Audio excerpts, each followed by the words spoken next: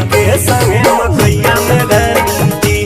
मजा मारे चला चल के संगे मकैया में रहती।